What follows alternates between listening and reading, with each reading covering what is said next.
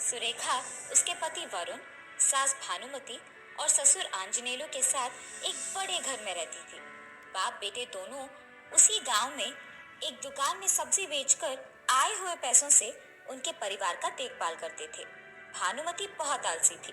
वो कम से कम उसके खुद के काम नहीं करती थी। वो अपने बहू को बस सारे काम करते हुए देखती थी, मगर उसकी कभी कोई भी मदद नहीं करती थी। हमेशा बस घर पे पड़े हुए सोती रहती थी। उसके बारे में सबको पता होने के कारण कोई भी उसे कोई काम करने के लिए नहीं कहता था। एक दिन दोपहर के समय में सुरेखा उसके सास को खाना परोस रही थी। सासू माँ, आपको खाना कैसे लगा? आज मैंने घर के सारे काम जल्दी खत्म करके मेरे मनपसंद व्यंजन बनाया है। वाह, अब मुझे इसके सारे सवालों का जवाब देना पड़ेगा, पर मैं नहीं दूंगी। ऐसे वो सोचकर वो उसके बहू की बातें सिर्फ सुनती है और जवाब नहीं देती है। सासू माँ, मैं यहाँ इतना बात कर रही हूँ और आप चुपचाप बैठे हैं, और ऊपर से आपने मेरे कोई भी सवाल का जवाब नहीं दिया है। जब वो उसकी सासू माँ से ऐसे बात कर रही थी, उसके घर के सामने से पद्मा नामक एक औरत को गुजरते हुए देख वो ऐसे कहती है, आप तो वैसे भी मेरे सवालों का कोई जवाब नहीं दे रही है, तो आपसे बात करके कोई फायदा नहीं है। मैंने पद्मा को बाहर देखा है। आप खाते रहिए, मैं उससे बात करके आती हूँ। ऐसे कहकर वो बाहर पद्मा के पास जाती है। पद्मा, पद्मा, रुको! ऐसे वो जोर जोर से चिल्लाती है। उसकी चीखें सुन पद्मा रुक के पीछे की तरफ मुड़ती है। हाय भगवान, सुरेखा ने मुझे देख लिया। उसे छुप के जाने की इतनी कोशिश के बाद भी मैं बच नहीं पाई। अब तो मुझे उसकी बकवास सुनना ही होगा, और कोई चारा ही नहीं है। ठीक तभी सुरेखा पद्मा के पास आती है और ऐसे कहती है, अरे ये क्या पद्मा, मेरे घर के सामने से गुजरते हुए भी तुम घर आए बिना चली जा रही हो। नहीं नहीं सुरेखा, मैंने तुम्हें नहीं देखा है, इसीलिए नहीं आई, वरना पक्का आती। पद्मा, आज ना मैंने मेरा मनपसंद बैंगन बनाया है, और पता है, मेरे जैसे तो कोई भी खाना नहीं बना सकता।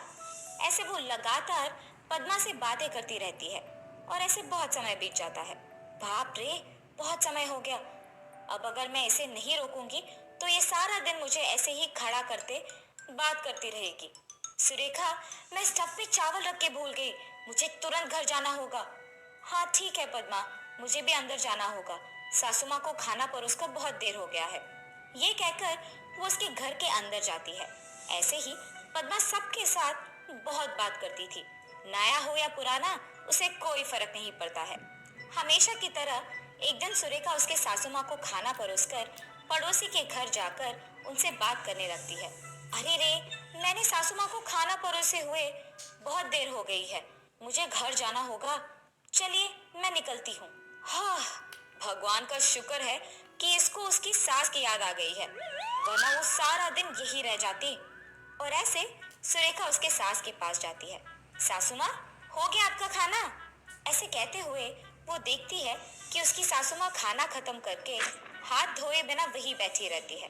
अरे सासू माँ, मैंने पानी का ग्लास भी तो यही रखा है, ऐसे बैठे रहने के बजाय आप हाथ तो धो लेते। चलो, अगर ग्लास लेने में इतनी दिक्कत थी तो कम से कम मुझे बुला तो लेते।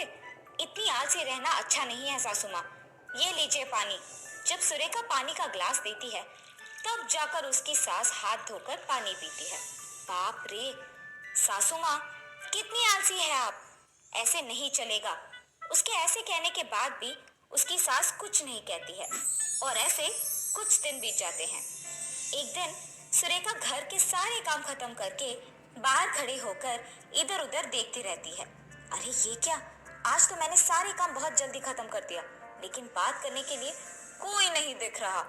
यहाँ तक कि मैं बाहर आकर भी देख रही हूँ, इस रास्ते से तो कोई नहीं गुजर रहा। इतने में उसके घर के सामने से दो औरतें गुजर रहे होते हैं।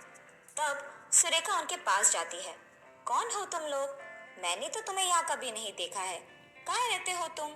यहाँ से कहाँ जा रहे हो? सुनिए, हम दोनों बहनें हैं, इस गांव में नए आए हैं, बगल वाली गली के एक घर में किराए पे रह रहे हैं। अच्छा, ठीक है। आप कह रहे हो कि गांव में नए आए हो, तो अगर कोई चीज की जरूरत पड़े तो मेरे घर आ सकते हो। ऐसे वो उनसे बिना रुके बात करते ही रहती है, और ऐसे ही बहुत समय बीत जाता है। सुनिए, बहुत देर हो गई है, अब हम घर चलते हैं। कल पक्का तुम्हारे घर आएंगे। ये कह के वो दोनों बहनें उनके घर चले जाते हैं। अगले दिन सुरेखा उसके घर के सारे काम जल्दी खत्म करके उन दोनों बहनों का इंतजार करती है। कुछ देर बाद वो दोनों सुरेखा के घर आते हैं। सुरेखा, घर के काम हो गए क्या? किसका इंतजार कर रही हो? अरे आप ही का इंतजार कर रही हूँ। मुझे बहुत खुशी है कि तुम दोनों मेरे घर आए। बैठो बैठो, मैं ही तुम्हारे घर आने वाली थी और इतने में तुम लोग आ गए। ऐसे वो उन दोनों को बिठा के बात करते ही रहती है और ऐसे बहुत समय बीत जाता है। सुरेखा, जब से हम आए हैं तुम्हारी सास उसी कुर्सी में बैठे हुए हमें देख रही है बस। कुछ बात नहीं किया उन्होंने। मेरी सास बहुत आलसी है। उनके चारों ओर कुछ भी हो जाए वो ऐसे ही बैठी रहती है, कुछ नहीं करती है, बस यूं ही देखती है। ये कहकर वो उसके परिवार के बारे में सब कुछ उन दोनों को कह देती है। ठीक है सुरेखा, देर हो रही है, हम घर चलते हैं। कल वापस तुम्हारे घर आते हैं। और वो दोनों उनके घर चले जाते हैं। उसके बाद अगले दिन भी वो दो बहनें सुरेखा के घर जाकर उसकी बातें सुनते रहती हैं और ऐसे कुछ दिन बीत जाते हैं। हर रोज की तरह वो दोनों बहनें सुरेखा के घर जाते हैं। अरे सुरेखा, हर रोज की तरह तुम अकेले खाना बना रही हो क्या? हाँ, तुम दोनों सासू माँ के पास बैठो, मैं काम खत्म करके अभी आई।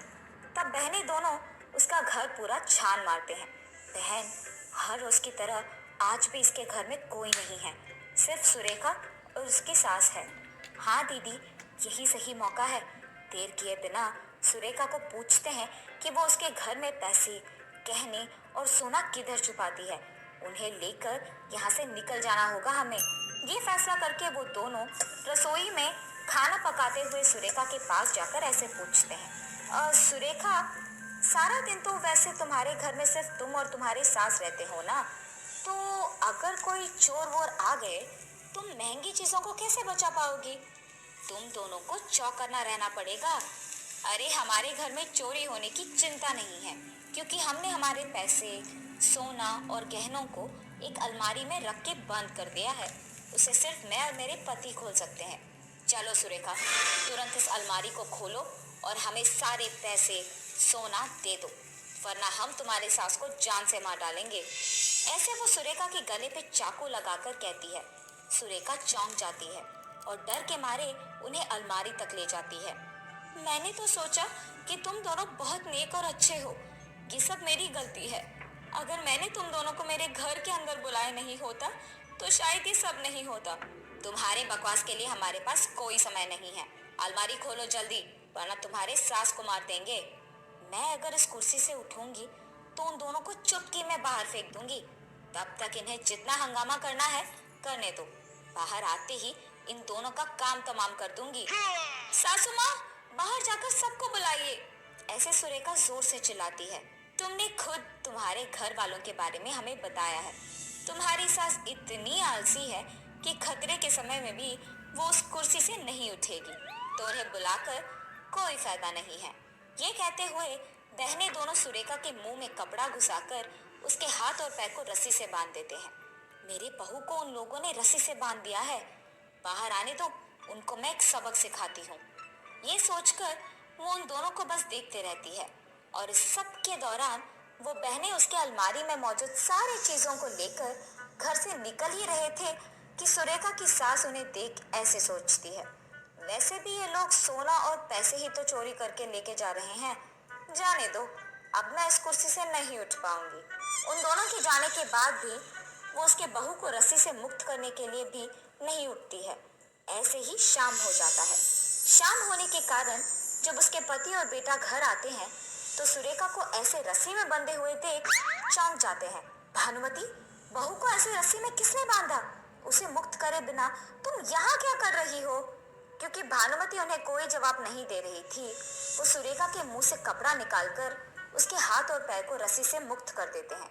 तब जाकर सुरेखा उन्हें जो कुछ भी हुआ बताती है।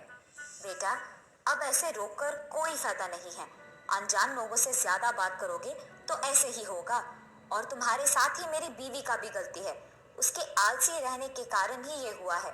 ससुर जी, मुझे माफ कीजिए। आइंदा मैं ऐसे अनजान लोगों से हमारे बारे में सब कुछ नहीं बताऊंगी। ज्यादा बात नहीं करूंगी। पापा, जो हो गया सो हो गया। मेरी बीवी में बदलाव आया है, यही मेरे लिए बहुत है। मगर कल सब्जियां खरीदने के लिए भी हमारे पास पैसे नहीं हैं। अब हम क्या करेंगे? बेटा, हमने मेहनत से ही तो ये सब कमाया है, आगे भी यही करेंगे। फर्क सिर्फ यही है कि अब 2 के बजाय 4 लोग काम करेंगे, बहू और भानुमति भी। सुनिए, तुम तीनों काम करो, मैं नहीं कर पाऊंगी। भानुमति, तुम ये आलसी रहना छोड़ दोगी और काम करोगी। बस, बहुत हो गया तुम्हारा। उसके पति के ऐसे जोर से कहने के कारण वो कुछ नहीं कह पाती है और तब से बाप बेटे उनके पत्नियों से भी दुकान में काम करवाते हैं। अगर मैं उस दिन आलसी नहीं बनती तो शायद आज मुझे काम करने की कोई जरूरत नहीं पड़ती। अब तो मुझे चुपचाप काम ही करना होगा। इस हालत की वजह तो मैं ही हूँ।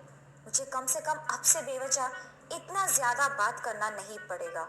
और ऐसे तब से सुरेखा ज्यादा बात नहीं करती है और भानुमति भी आलसी नहीं रहती है। चारों काम करते हुए, पैसे कमाते हुए खुश रहते हैं।